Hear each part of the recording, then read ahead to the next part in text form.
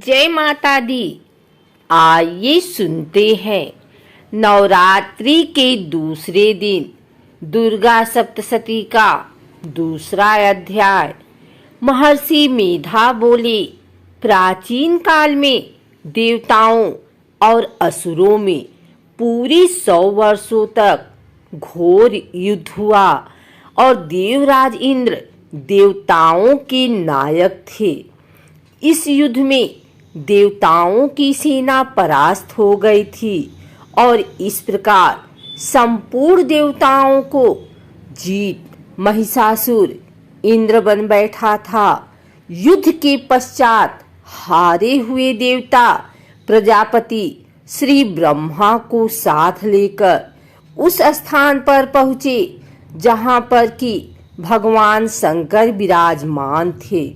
देवताओं ने अपनी हार का सारा वृतांत भगवान श्री विष्णु और शंकर जी से कह सुनाया।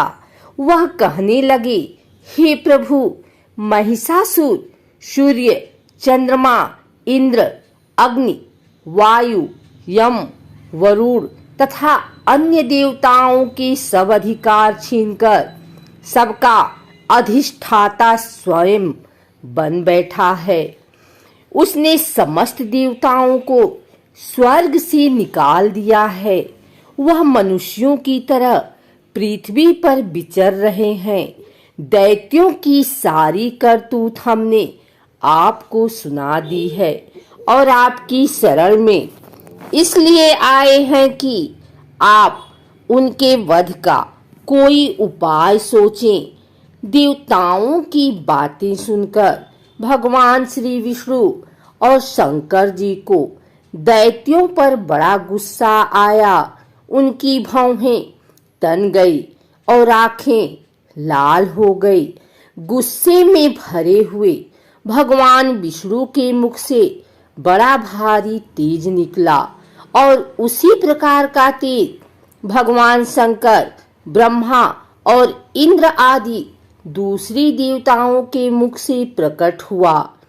फिर वह सारा तेज एक में मिल गया और तेज का पुंज वह ऐसे दिखता था जैसे कि जाज्वल्यमान पर्वत हो।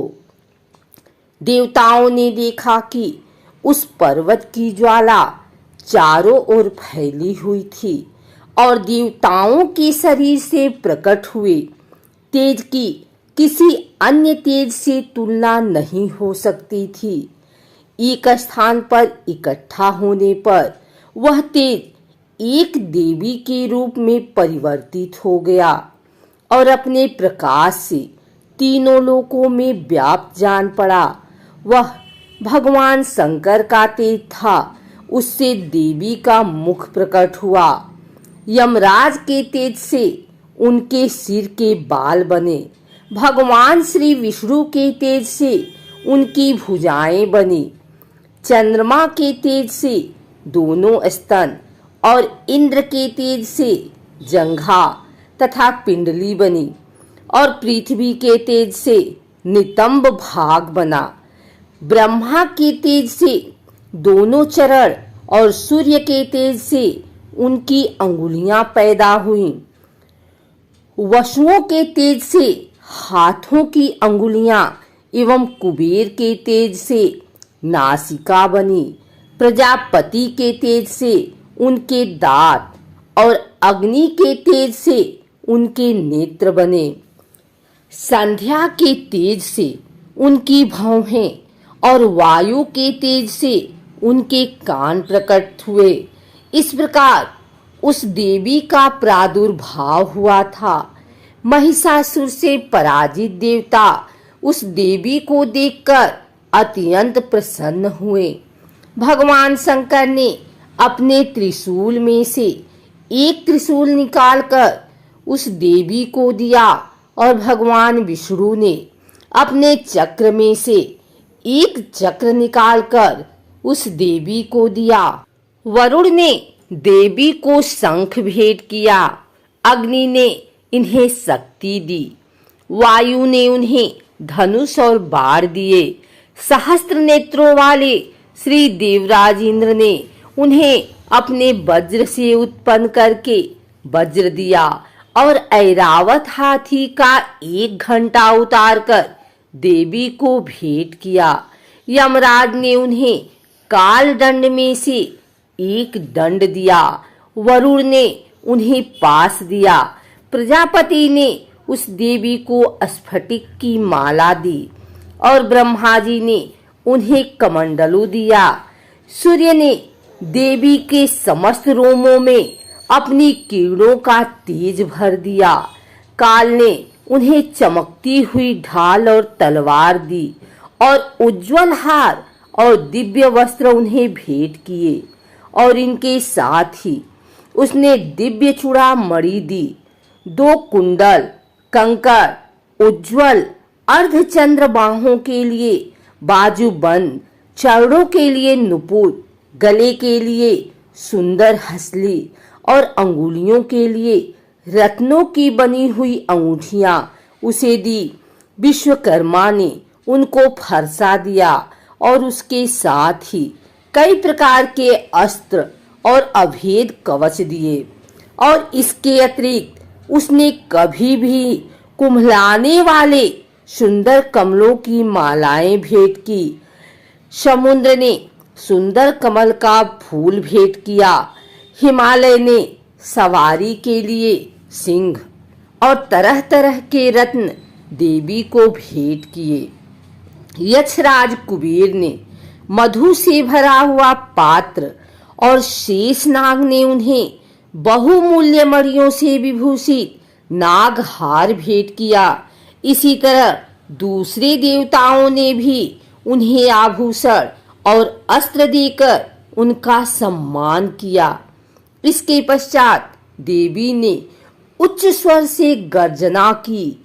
उनके इस भयंकर नाद से आकाश गूंज उठा। देवी का वह उच्च स्वर हुआ सिंहनाद समा न सका। आकाश उनके सामने छोटा प्रतीत होने लगा। उससे बड़े जोर की प्रतिध्वनि हुई जिससे समस्त विश्व में हलचल मच गई और समुद्र कांप उठे। पृथ्वी डोलने लगी और सब के सब पर्वत हिलने लगे। देवताओं ने उस समय प्रसन्न हो सिंहवाहिनी जगतमयी देवी से कहा, देवी तुम्हारी जय हो। इसके साथ महर्षियों ने भक्तिभाव से विनम्र होकर उनकी स्तुति की। संपूर्ण त्रिलोकी को शोक मग्न देखकर दैत्यगण अपनी सेनाओं को साथ लेकर और हथियार आदि सजाकर उठ खड़े हुए। महिषासुर के क्रोध की कोई सीमा नहीं थी। उसने क्रोध में भरकर कहा, यह सब क्या उत्पात है। फिर वह अपनी सेना के साथ उस ओर दौड़ा जिस ओर से भयंकर नाद का शब्द सुनाई दिया था और आगे पहुंचकर उसने देवी को देखा जो कि अपनी प्रभा से तीनों लोकों को प्रकाशित कर रही थी। उनके चरणों के भार से पृथ्वी दबी जा रही थी। माथे के मुकुट से आकाश में एक रेखा सी बन रही थी और उनके धनुष की टंकार से सब लोग क्षुब्ध हो रहे थे। देवी अपनी सहस्त्रों भुजाओं को संपूर्ण दिशाओं में फैलाए खड़ी थी। इसके पश्चात उनका दैत्यों के साथ युद्ध छिड़ गया और कई प्रकार के अस्त्र शस्त्रों से सबकी सब दिशाएं उद्भासित होने लगी। महिषासुर की सेना का सेनापति चिछुर नामक एक महान असुर था। वह आगे बढ़कर देवी के साथ युद्ध करने लगा और दूसरे दैत्यों की चतुरंगिणी सेना साथ लेकर चामर भी लड़ने लगा और 60,000 महारथियों को साथ लेकर उदग्र नामक महादैत्य आकर युद्ध करने लगा और महाहनु नामक असुर 1 करोड़ रथियों को लेकर, असिलोमा नामक असुर 5 करोड़ सैनिकों को साथ लेकर युद्ध करने लगा। वास्कल नामक असुर 60 लाख असुरों के साथ युद्ध में आ डटा। बिडाल नामक असुर 1 करोड़ रथियों सहित लड़ने को तैयार था।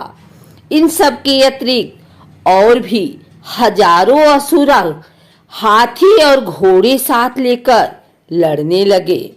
और इन सब के पश्चात महिषासुर करोड़ों रथों, हाथियों और घोड़ों सहित वहां आकर देवी के साथ लड़ने लगा। सभी असुर तोमर, भिंदीपाल, शक्ति, मूसल, खंडगों, फरसों, पट्टियों के साथ रणभूमि में देवी के साथ युद्ध करने लगे। कई शक्तियां फेंकने लगे और कोई अन्य शस्त्रादि। इसके पश्चात सबके सब दैत्य अपनी अपनी तलवारें हाथों में लेकर देवी की ओर दौड़े और उन्हें मार डालने का उपयोग करने लगे। मगर देवी ने क्रोध में भरकर खेल ही खेल में उनके सब अस्त्रों शस्त्रों को काट दिया। इसके पश्चात ऋषियों और देवताओं ने देवी की स्तुति की और वह प्रसन्न होकर असुरों के शरीरों पर अस्त्र शस्त्रों की वर्षा करने लगी। देवी का वाहन भी क्रोध में भरकर दैत्य सेना में इस प्रकार विचरने लगा जैसे कि वन में दावानल फैल रहा हो। युद्ध करती हुई देवी ने क्रोध में भरकर श्वासों को छोड़ा। वह तुरंत ही सैकड़ों हजारों गणों के रूप में परिवर्तित हो गए। फरसे, भिंडीपाल, खड़ग तथा पट्टिस इत्यादि अस्त्रों के साथ दैत्यों से युद्ध करने लगे। देवी की शक्ति से बढ़े हुए वह गण दैत्यों का नाश करते हुए ढोल, शंख व मृदंग आदि बजा रहे थे। तदंतर देवी ने त्रिशूल, गदा, शक्ति, खड़ग इत्यादि से सहस्त्रों असुरों को मार डाला। कितनों को घंटे की भयंकर आवाज से ही यमलोक पहुंचा दिया। कितने ही असुरों को उन्होंने पास में बांधकर पृथ्वी पर धर घसीटा। कितनों को अपनी तलवार से टुकड़े टुकड़े कर दिए और कितनों को गदा की चोट से धरती पर सुला दिया। कई दैत्य मूसल की मार से घायल होकर रक्त वमन करने लगे और कई सूल से छाती फट जाने के कारण पृथ्वी पर लेट गए और कितनों की बाढ़ से कमर टूट गई। देवताओं को पीड़ा देने वाले दैत्य कट कट कर मरने लगे। कितनों की बाहें अलग हो गई, कितनों की ग्रीवाएं फट गई, कितनों के सिर कटकर दूर भूमि पर लुढ़क गए, कितनों के शरीर बीच में से कट गए और कितनों की जंघाएं कट गई और वह पृथ्वी पर गिर पड़े। कितने ही सिरों व पैरों के कटने पर भी भूमि पर से उठ नहीं खड़े हुए और शस्त्र हाथ में लेकर देवी से लड़ने लगे। और कई दैत्यगण भूमि में बाजों की ध्वनि के साथ नाच रहे थे। कई असुर जिनके सिर कट चुके थे बिना सिर के धड़ से ही हाथ में शस्त्र लिए हुए लड़ रहे थे। दैत्य रह रहकर ठहरो ठहरो कहते हुए देवी को युद्ध के लिए ललकार रहे थे। जहां पर यह घोर संग्राम हुआ था वहां की भूमि रथ, हाथी, घोड़े और असुरों की लाशों से भर गई थी और असुर सेना के बीच में रक्तपात होने के कारण रुधिर की नदियां बह रही थी। और इस तरह देवी ने असुरों की विशाल सेना को क्षण भर में इस तरह से नष्ट कर डाला जैसे तृण काष्ठ के बड़े समूह को अग्नि नष्ट कर डालती है। और देवी का सिंह भी गर्दन के बालों को हिलाता हुआ और बड़ा शब्द करता हुआ असुरों के शरीरों से मानो उनके प्राणों को ढूंढ रहा था। वहां देवी के गणों ने जब दैत्यों के साथ युद्ध किया तो देवताओं ने प्रसन्न होकर आकाश से उन पर पुष्प की वर्षा